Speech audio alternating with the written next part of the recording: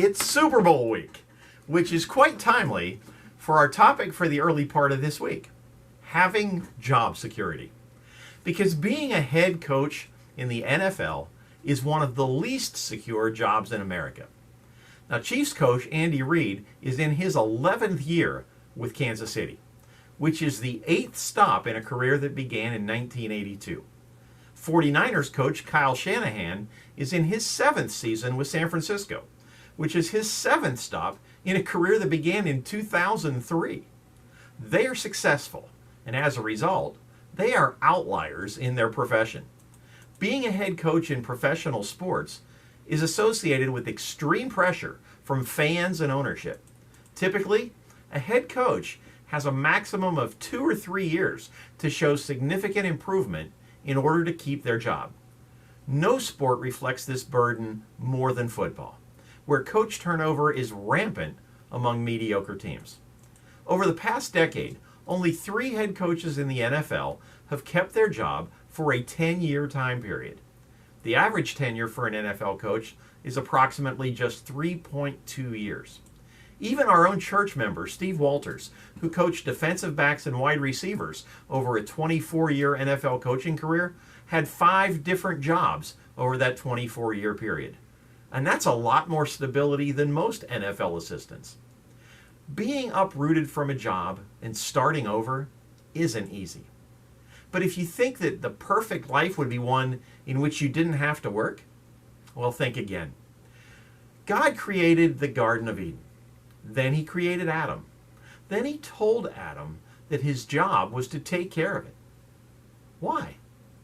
Because work gives dignity and meaning to our lives. That's why the Bible tells us in Proverbs 12:11, those who work their land will have abundant food, but those who chase fantasies have no sense. Over the next few days, Pastor Allen and Pastor Mike will join me in talking about how to have job security. Tip number 1, don't be an NFL head coach. Okay, I'm kidding. But did you know that in the year 2010, the unemployment rate in the U.S. was about 10%, leaving approximately 15 million people without jobs? Fortunately, our current unemployment rate is 3.7%, but that still means over 6.1 million people are out of work. When we see statistics like that, it is easy to see why so many people live in fear of losing their jobs and joining the ranks of the unemployed. The fear with losing our jobs is rooted in the following core fears. First, lack. How will I meet my obligations? Secondly, inadequacy. I'm not good enough. Third, helplessness. What do I do now? And fourth, loneliness. I'll be isolated from my social network. For some, the shame and humiliation of losing a job are as devastating as the loss of income. Fretting about being fired can become a self-fulfilling prophecy because its anxiety makes you less efficient and effective as a worker. So, if you live with the constant fear of losing your job, it's time to stop worrying and start developing a strategy that will enhance your position on the job or assure you of a soft landing if you get laid off. While I hope to one day retire from youth ministry, I have multiple backup plans in case the church ever decides to go in another direction. It happens. And the first and foremost strategy in preparing for an uncertain future must be to trust in God's faithfulness.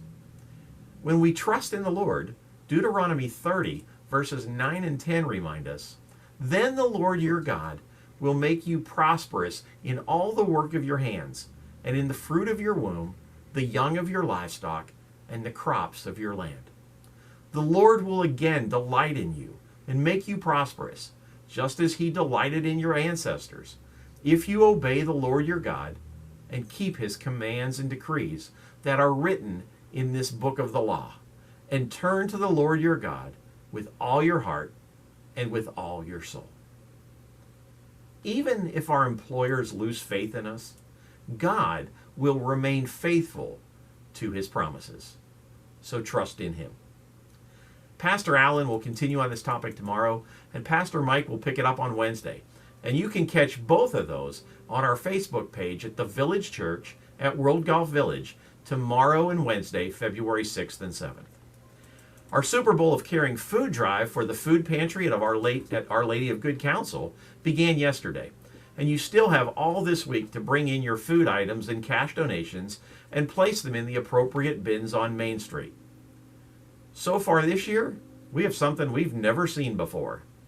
Currently, the 49ers have 7 food items and $107 for 114 points. The Chiefs have 13 food items and $101, also for 114 points. We are dead even. And for all you Swifties, our third-party candidate, Taylor Swift, has 6 food items and $9 for 15 points. We will let you know next Monday if we choose the winner of the Super Bowl for the 4th year in a row, or if we come up a loser for the 14th time in 18 years. But either way, the hungry of St. Johns County come up winners. So please give generously through next Sunday. Have a great week, and I will see you on Friday with another message from the Word for You today.